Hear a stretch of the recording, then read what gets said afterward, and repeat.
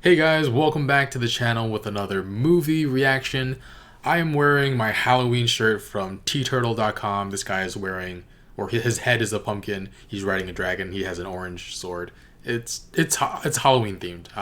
Take my word for it. Anyway, we had a spooky movie poll over on Patreon, and the winner of that poll was The Silence of the Lambs. My last name is actually Lamb, except for it's spelled Lam. So I affectionately refer to this film as The Silence of the Me. But I don't know too much about this film at all. I know Anthony Hopkins. Is it Anthony Hopkins? Yeah, he plays a cannibal. And I know that the main character, or the antagonist to the cannibal, is played by Jodie Foster. And I think that's pretty much all I know about the film. But yeah, I've only seen Anthony Hopkins in the Thor movies, I think, and I don't think I've seen Jodie Foster in anything, but I just know about her in passing. So I'll get to see another side of Anthony Hopkins and see my first movie with Jodie Foster in it. So yeah, I'm excited. If you want to watch the full reaction, you can check out Patreon in the link in the description below. And let's get started. I feel like the music doesn't... It's very ominous. Meanwhile, she's just like on her morning run. See, the one we want most refuses to cooperate.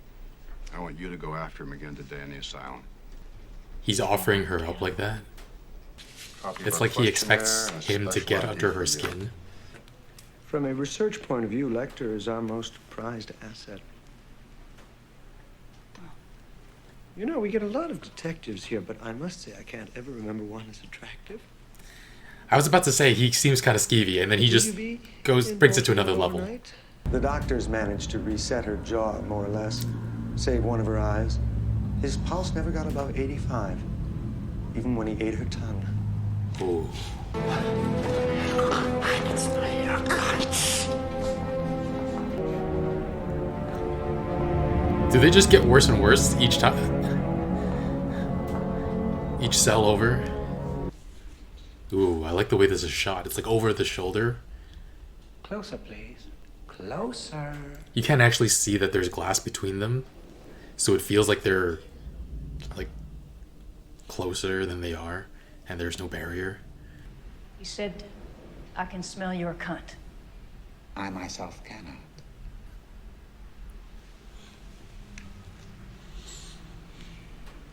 Are you trying to right now? Unsettling. Now this ham-handed segue into your questionnaire. It won't do. I'm only asking you to look at this, Doctor. Most serial killers keep some sort of trophies from their victims. I didn't. No. You ate them. No, you ate yours. A census taker once tried to test me. I ate his liver with some fava beans and a nice Chianti.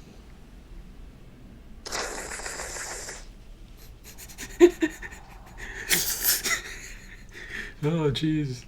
Look at the blood! Oh! Mate! You stupid fuck!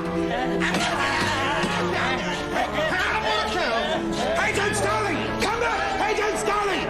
Oh, my face feels after that. Oh. Miggs is dead. What? How?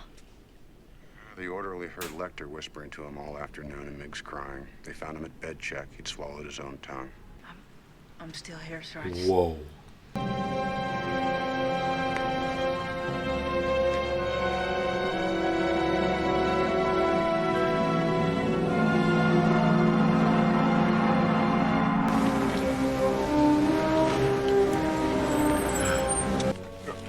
Get in the truck and I want to push it all the way up. Get in the truck. I really appreciate it. Thank you. Are you about a size 14?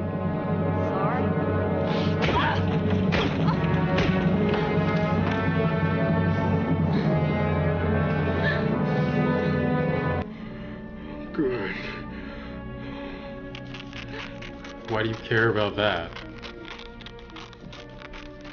Is he like taking off the skin of people to make like another human body with like different people's skin?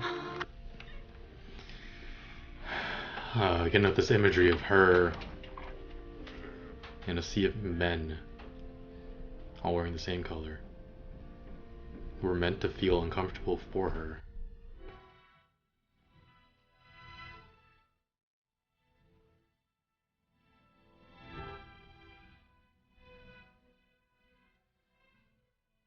Oh. They're showing us things that Hannibal Lecter will try to exploit in her. That's what's going on, right?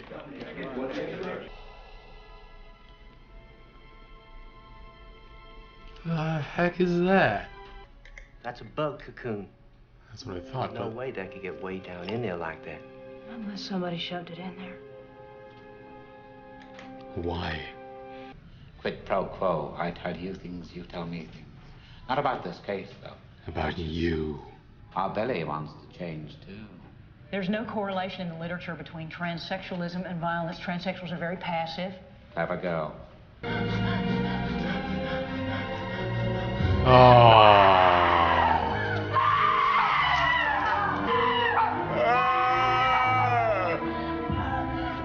She tried to climb out. I designed it. Of course, I worked in a few conditions for my own benefit as well. If you sign right here, we'll have us a legal transfer.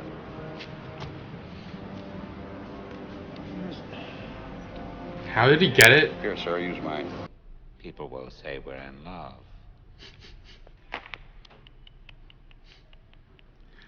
Anthrax Island. What needs does he serve by killing? Anger. Social acceptance and sexual frustrations. No. He covets. That is his nature. What did you see, Clarice? What did you see? Lambs. I opened the gate to their pen, but they wouldn't run. They just stood there, confused. They wouldn't run. You wake up in the dark and hear the screaming of the lambs. And you think if you save poor Catherine, you could make them stop, don't you? You think if Catherine lives, you won't wake up in the dark ever again. What the heck? That awful screaming of the lambs. Let's go. Damn. It's your turn, Doctor. Your case filed.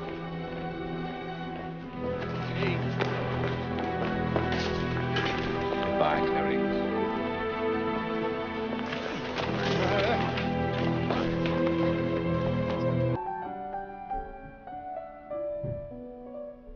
Oh, damn. Well, shit.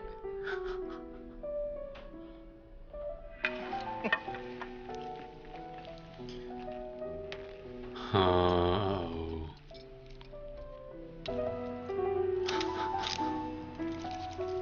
Thanks. Oh, God. Oh, God. Oh, shit. Jimmy, watch it. He's got it.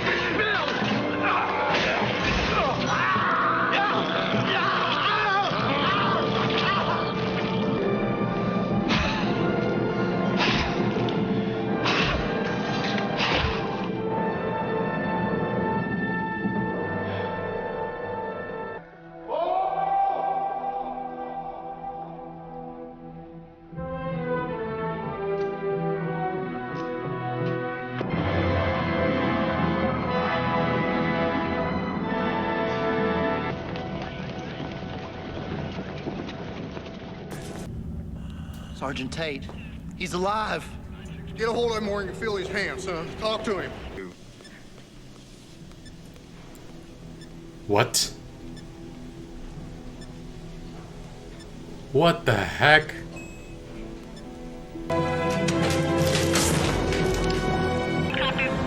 Vital signs are good. Oh. Pressure is 130 over 90. Yeah, that's right, 90. Pulse 84. We got him on lactated ringers running, and the patient is on 10 liters of oxygen.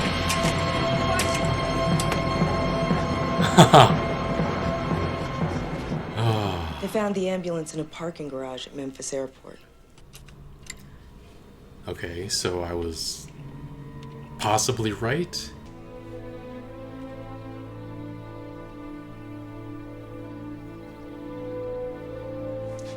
He's making himself a woman's suit, Mr. Crawford, out of real women. And he can sew, this guy. He's very skilled. Starling, we know who he is and where he is. We're on our way right now.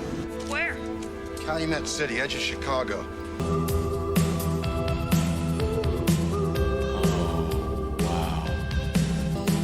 Would you fuck me? I'd fuck me. I'd fuck me so. Down here, you sack of shit! Hey, don't you hurt my dog! Don't you make me hurt your dog! Hey, you don't know what pain is! Move, move, move. Hey, I'm coming. We're going in. Good afternoon. Sorry to bother you. No, Lippmans don't live here anymore. What the hell? I really need to speak with you. That was a heck of a misdirection. Did she leave any records, any business records, tax forms, list of employees? The butterfly painting. Not at all.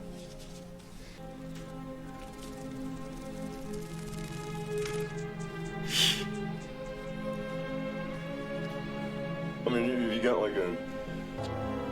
Freeze! Put your hands over your head and turn around. Spread your legs. Spread your legs. Put your hands in the back.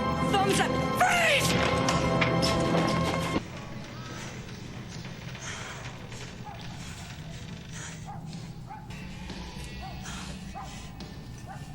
So much going on, but the loudest thing you hear is her breathing. You're safe. Safe. Get me out of here. She is decidedly not safe. I've got to leave this room. I'll be right back. No! Don't you leave me here, you fucking bitch! No! Don't you leave me here!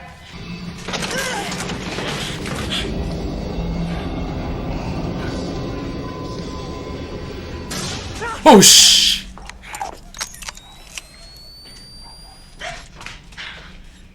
Oh, no.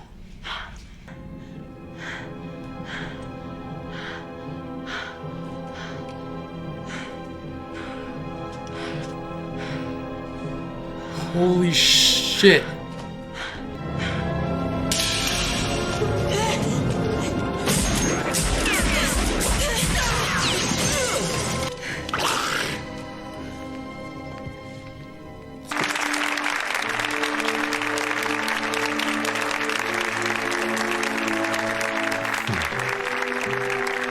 And yet, still, this ominous music.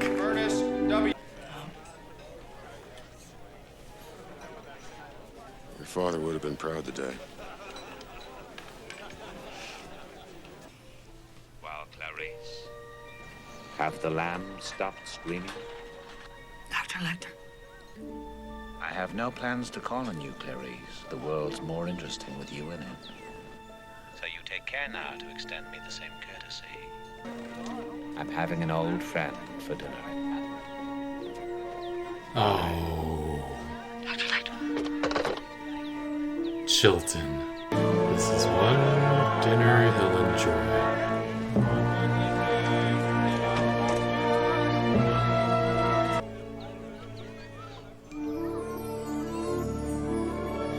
Oh, damn.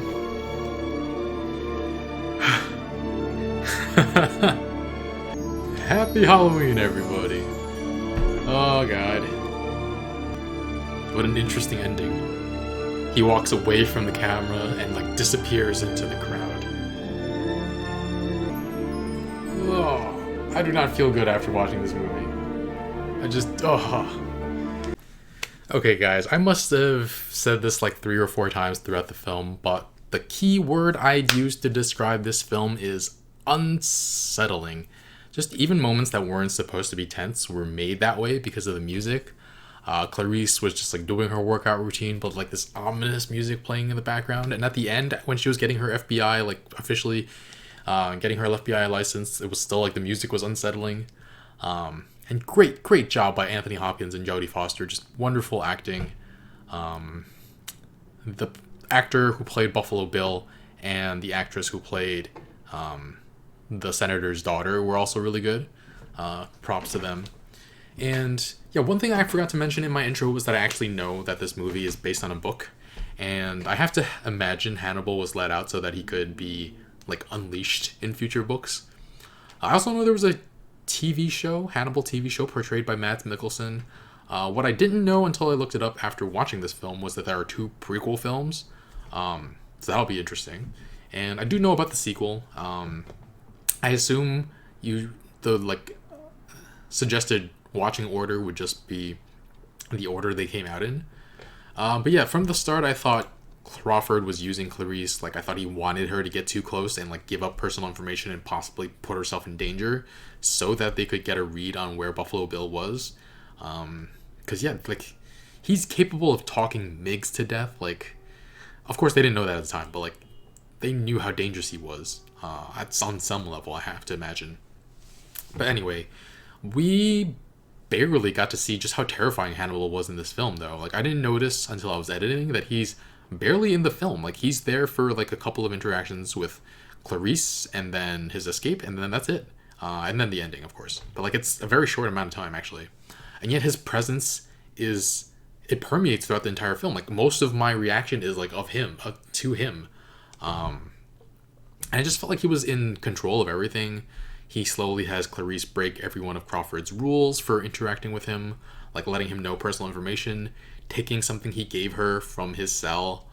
I always felt like he was in control of the interactions in this film, even though he's always locked up or tied down. And like, he could tell what skin cream Clarice was using from behind the cell, and he's a freaking psychiatrist. And the way the scene was shot with him in the cell, the scenes were shot with him in the cell. I mentioned in my reaction, like, the camera is over the shoulder of Hannibal, or like focused on each of their faces. So sometimes there's a little bit of reflection from the glass, but it's barely there, and it just gives us this unsettling feeling that there's nothing in between them. Like, yeah, there are very few shots where you can actually see the glass in between them. Other than the first shot we see of him, which I guess can speak to him like drawing her in like that. And then he has Miggs killed for throwing Miggs's cum at Clarice, which he doesn't have Miggs killed. He gets Miggs to kill himself. I was just like, throughout this entire film, I was just like, who else could be under his control? Who else on the outside could be serving his will? And I was scared that the guy at like Your Self storage facility would lock her in there or something. Oh yeah, and then the way she cut herself on the way into that storage facility, and Hannibal could smell the wound like closed when they met again. Like, he's so observant, and his senses and intuition are so keen that he knows things he shouldn't. And yeah, like, his presence just hangs over every scene, even if he's not in it. Just masterful. Yeah, I thought it was like a legitimate possibility that he just show up to eat Buffalo Bill. And then we see like pieces of Clarice's past, her meeting her father when he got home, at his funeral.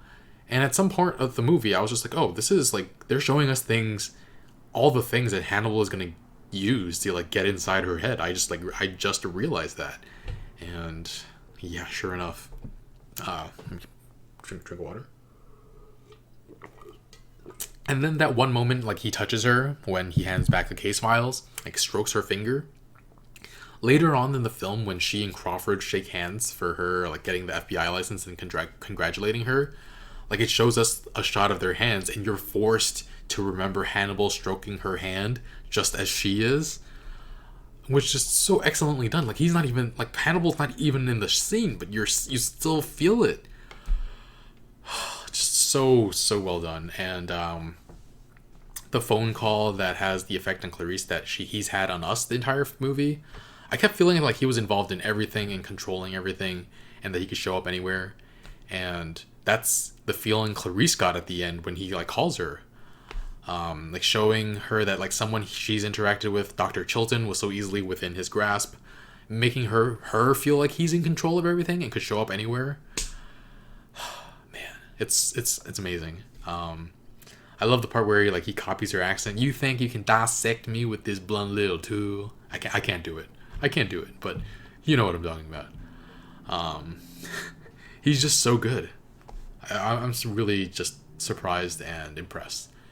As for the themes among this movie, you're always very aware of Clarice's identity as a woman, from the way Miggs talks to her and throws his cum at her, to the way she's surrounded at the FBI by men wearing red in that elevator, to all the guys who check her out later, check her and her friend out later when they're jogging, and then those cops all wearing black at the crime scene.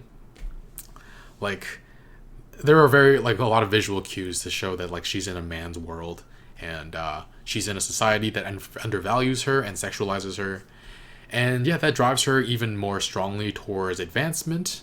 Again, the movie reveals to us her psychology, so we can see Hannibal use it against her, or not, if not against her, for himself.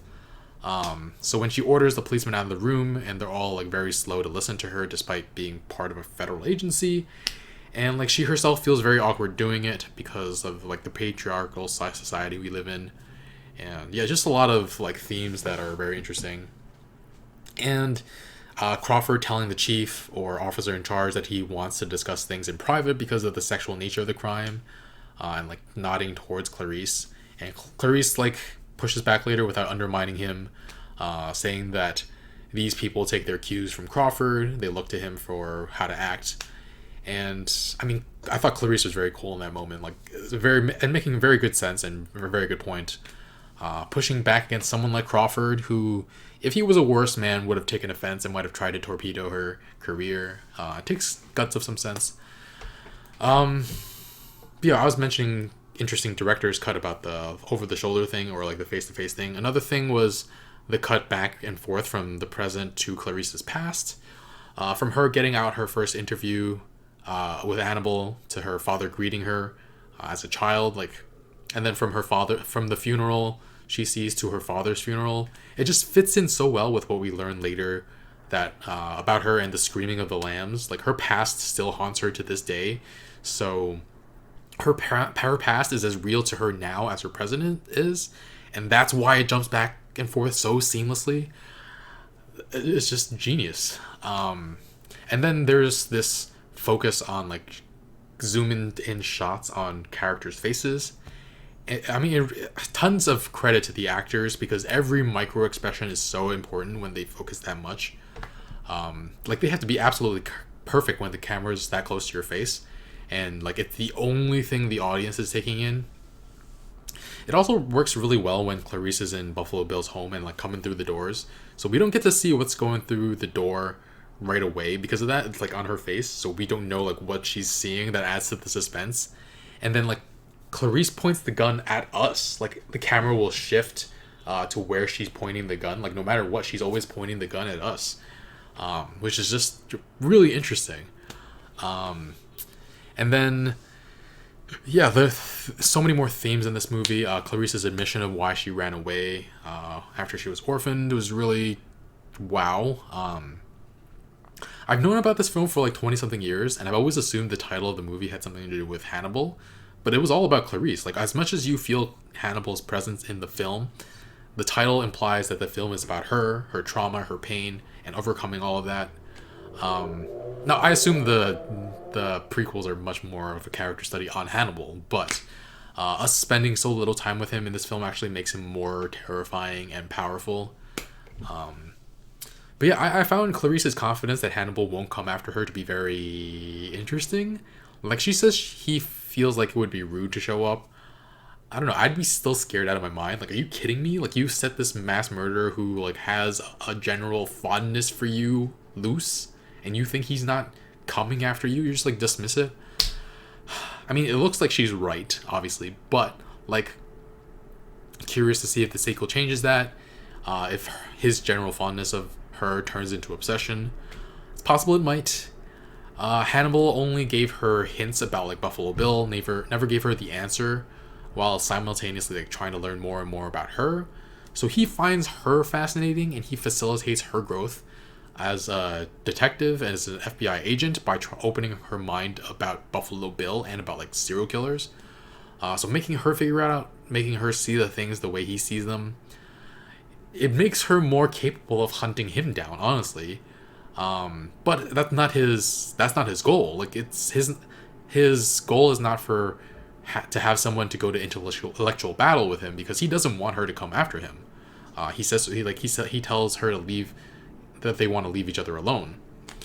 But like, is it too much to think he genuinely started to care about her? Like, otherwise I don't understand some of his actions. It wasn't just a ploy to get out. But anyway, I mean, she saves the senator's daughter and kills Buffalo Bill, but she lets someone much more dangerous back out onto the street. And speaking of Buffalo Bill, I feel like there's something to be said about how this movie plays a role in furthering transphobia. Like, this movie came out in 1991, and as little as society is accepting of trans people nowadays, it's way worse back then even. Not to say now isn't, like, just completely horrible. It's, like, still... Trans people suffer so much in our society. And I'm sure this movie didn't help public perception of trans people. At the very least, there is that line by Clarice that says the literature shows that trans people are not violent and they're, like, generally passive. But then Hannibal says, like, Billy isn't a real transsexual, which... What does that even mean? Like, if you see yourself as another gender, then you are transsexual. It's like, he's like delegitimizing people who haven't like had gender reassignment surgery. And I'm obviously not a film buff. Like, this is the 30th movie I've seen on this channel, and for so many of the movies I've watched on this channel, people have been like, you haven't seen this already? Like, what kind of rock are you living under? So, not a film buff, but given the stereotypes Hollywood has portrayed about like all disenfranchised groups, I have to imagine that trans people are portrayed as mentally unstable and possibly violent as well. When in reality, yeah, like Clarice said, percentage-wise, they are not the greatest perpetrators of violence. They are the greatest victims of violence and sexual crimes and hate crimes in our society. And also, I think everybody in the film refers to Buffalo Bill as he, which, I mean, she's a trans woman. He is probably most likely not their pronoun of choice. And people are going to get on me about like trying to respect a serial killer's pronouns, but the point is, they're a trans person in a film and they like erase their identity, do what they can to erase the identity. And yeah, I bring all this up because like film definitely has an effect on public consciousness, and I assume this movie won a lot of awards. I'm sure it did. Let me actually look that up real quick. IMDb, The Silence of the Lambs. And yeah, I'm assuming it won a bunch of 5 Oscars. Ooh. Best Picture, Best Actor, Best Actress. Those all make sense. Best Director. So I've been saying how good all of this was, so that makes sense. Best Writing, Screenplay based on previously produced or published. Okay, yeah, that makes sense. But yeah, so it got a lot of attention. So even though it's a single movie, I'm sure it's part of an overall trend of poor representation of trans people. And it probably didn't do the community any favors. And I will say, I'm glad I'm getting to finally watch more fiction about trans people so I can actually talk about these issues. Though I actually didn't know that there were any trans characters in this film before watching it, and I didn't know about the trans character in Euphoria until I started watching that. But yeah, there was really interesting trans stories in the HBO show Euphoria that I reacted to on my channel. Very good show if you haven't seen it already. Highly recommend it. But yeah, overall, I mean, I praised the movie a lot, but I also can recognize issues with it. But I would still give this movie a 9.0. Really well-made movie. So many good choices by the director. Genuinely felt creeped out. Felt Hannibal's presence in everything. Every scene. And yeah, Jodie Foster and Anthony Hopkins winning Best Actor and Best Actress respectively. Or did I say it the right order? Anyway. Totally deserving. And yeah, if you guys want to watch the full reaction, you can check out Patreon in the link in the description below. You can also check out all the other movie reactions I've been doing over here. Pointing over here. But yeah, thanks for watching. I will see you guys next time with another movie reaction. And oh yeah, stick around for a bunch of other stuff. Subscribe. We are doing so many shows this These next few months, I already started Watchmen, which I've already gotten a lot of anti-black comments there.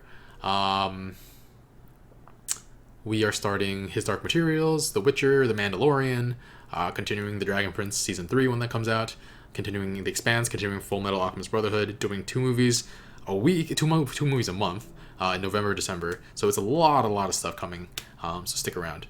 Anyway, guys, thanks for watching, and I'll see you guys soon. Bye, friends.